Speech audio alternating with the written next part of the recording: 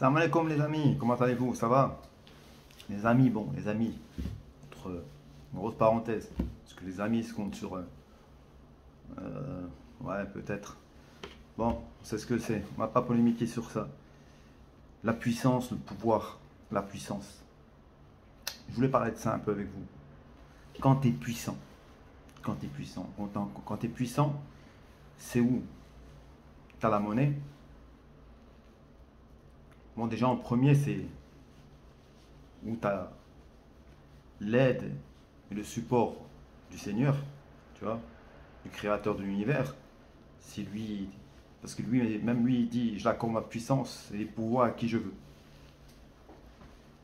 Ensuite, il y a l'argent, hein, et ensuite, il y a les armes.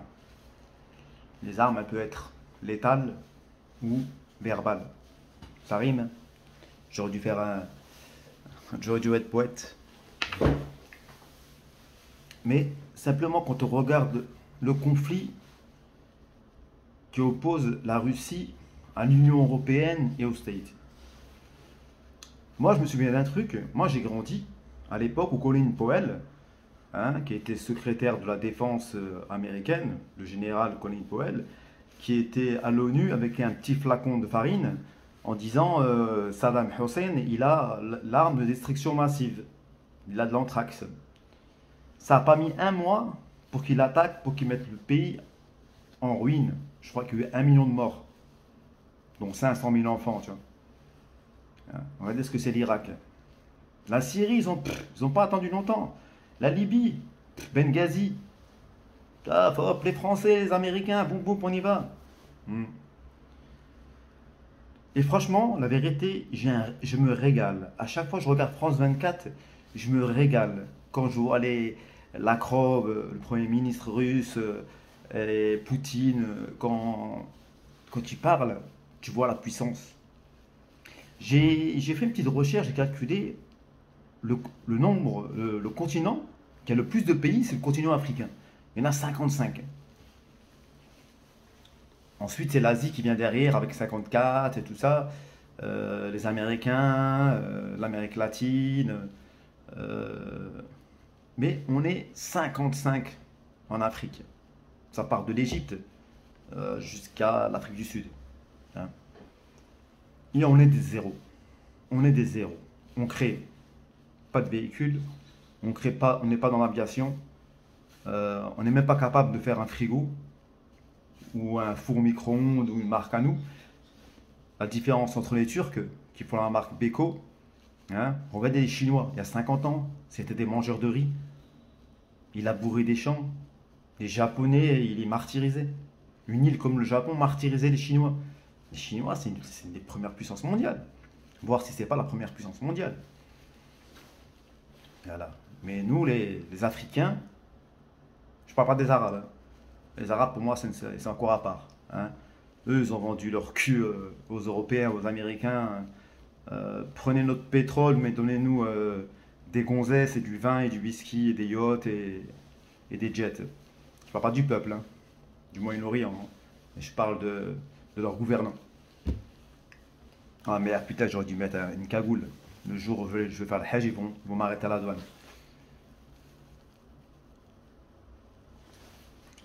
On voit la différence. Je me rappelle, je ne sais pas quel roi de France à l'époque était malade de la lèpre. Hein. Il allait se faire soigner en Arabie. Je crois que c'était un docteur perse. C'était un docteur perse, il avait soigné de la lèpre. Dans les rues à Bagdad, à cette époque-là, je parle du moyen dans les années 1000, tu vois, 900, 1000, tu vois. Il allait se faire soigner à Bagdad. Je crois que c'était à Bagdad qu'il s'est fait soigner. À Bagdad, il y avait des lumières dans les rues. Il y avait déjà les toilettes.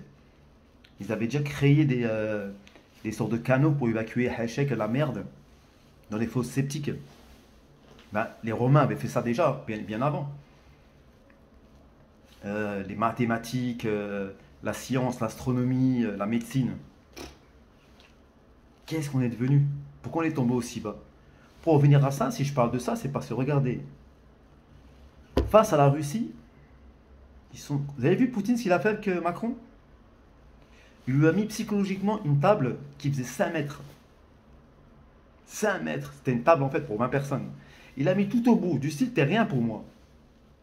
Et Poutine en plus, il a menti. Il a dit en revenant en France, il a dit ouais, j'ai négocié avec Poutine, il a dit qu'il va revenir sur certains accords, il est prêt à négocier, tout ça. Euh, Rien du tout. Poutine, il a nié, il a dit c'est pas vrai, j'ai rien dit de tout ça. Là, c'est normal, c'est bientôt les élections, il veut faire super Macron, super. Hein, tu veux la faire à qui? T'as pas arrêté de mentir sur le Covid, et maintenant tu veux mentir sur la Russie. Comme quoi Poutine, il s'est soumis à toi. Vous vous rappelez la scène avec Sarkozy? Quand il est ressorti faire sa conférence de presse, après s'être entretenu avec Vladimir Poutine, hein, tout le monde pensait qu'il était bourré. Il n'était pas bourré, il était choqué. Hein, parce qu'il a dit ouais, écoute, avec les Tchétchènes et puis les journalistes, faudrait que t'arrêtes, Vladimir. Il lui a dit écoute, Nicolas, petit Nicolas, et toi, t'es un pays comme ça. Moi, je suis comme ça. Tu vois, bon, allez, je vais le faire comme ça. Moi, je suis comme ça. Il a dit continue à ouvrir ta gueule, je t'écrase.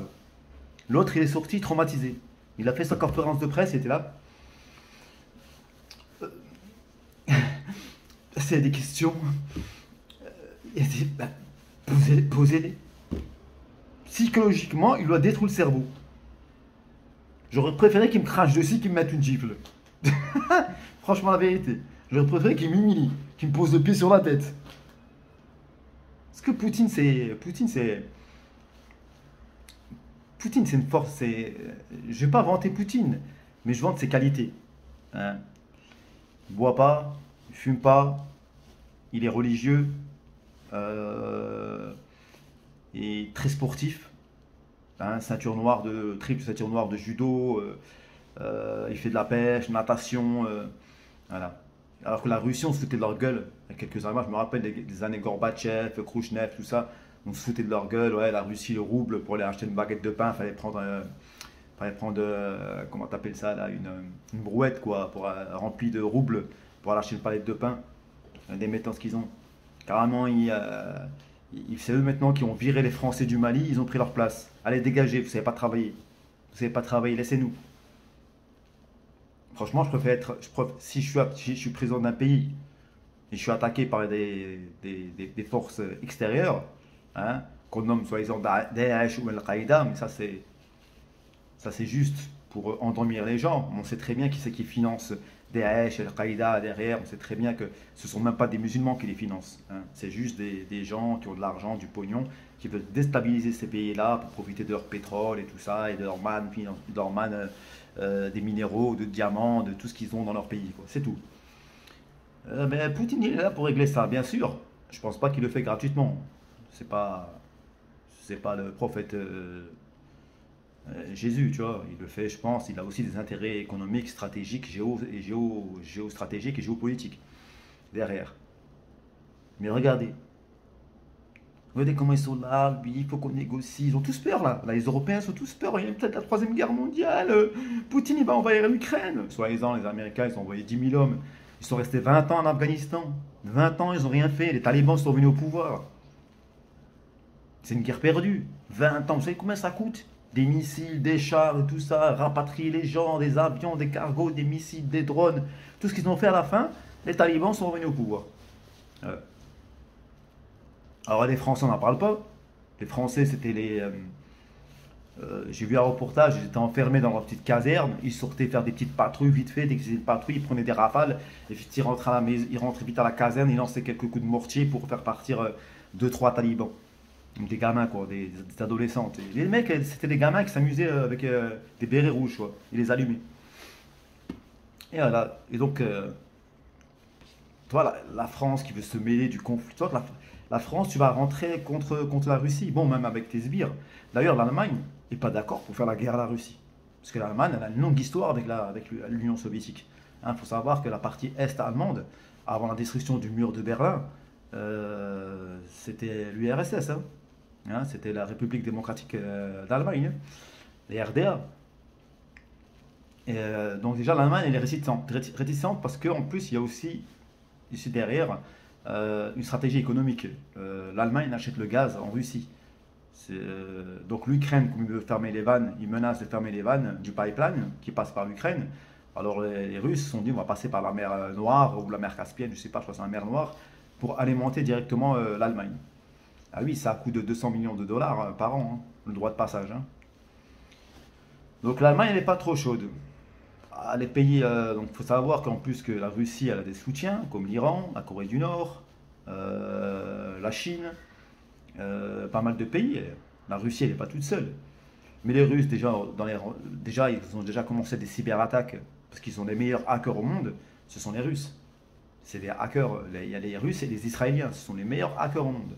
Ils te font des cyberattaques, ils te font tout sans t'envoyer un missile. Ils peuvent te détruire des trucs et tout.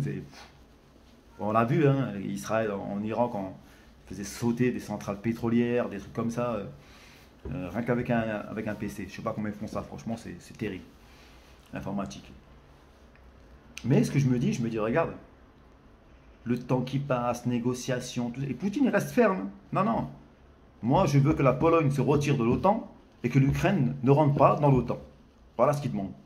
Je veux pas d'OTAN, je veux pas d'Américains à ma frontière. C'est tout ce qu'il demande. C'est son droit légitime. Hein?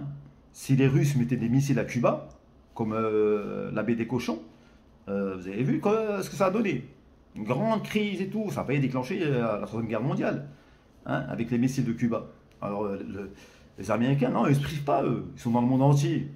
Dans le monde entier, ils ont des bases militaires. Et là, ils veulent mettre encore plus proche des bases vers la Russie.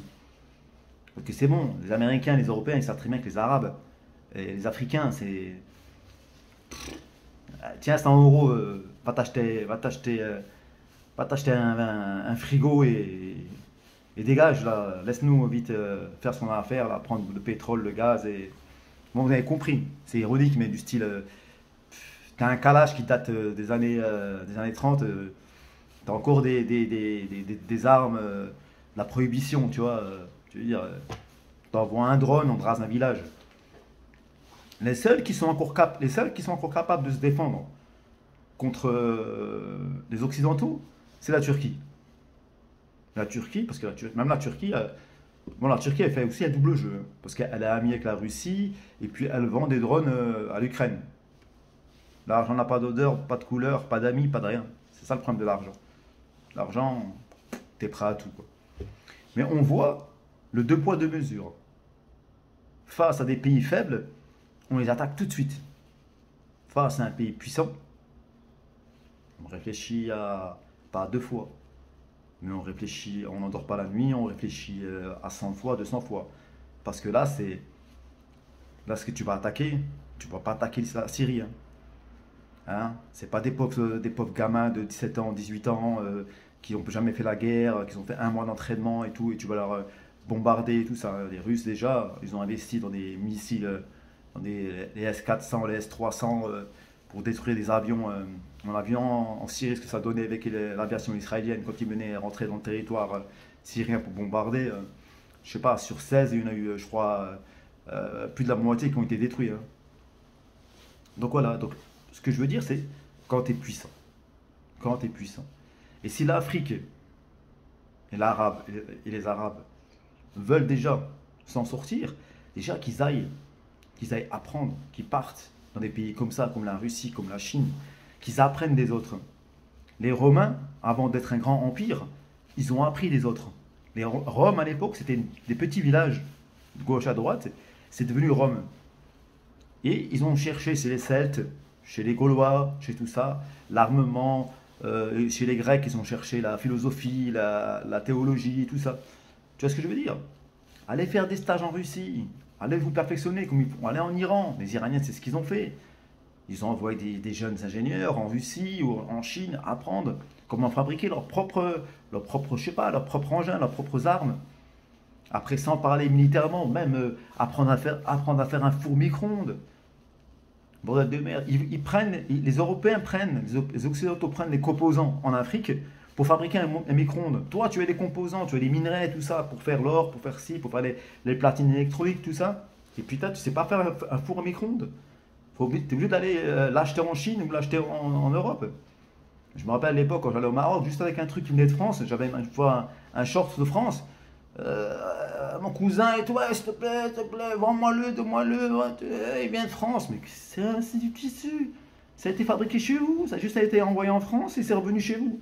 Made in France, ils ont marqué Made in France sur l'étiquette, c'est tout, hein. Et voilà, c'est simple. L'avenir, l'avenir, passons nous pour les Arabes et les Africains, il nous faut au moins 2 siècles ou 3 siècles avant de venir au niveau un niveau de la Turquie, voire. Je parle même pas de la Russie, quoi. Parce que franchement, zéro. Mais par contre, voilà ce qui se passe. On a la démonstration quand une puissance militaire et économique aussi, une puissance militaire et économique, la Russie, justement, elle a mis dans la merde les Français. Quand les Français ont boycotté les pommes de terre, quand ils ont boycotté la Russie, on n'en voit plus rien en Russie, les Russes ils ont développé leur propre agriculture. Et ça a marché mieux, ils sont en totale autonomie, hein.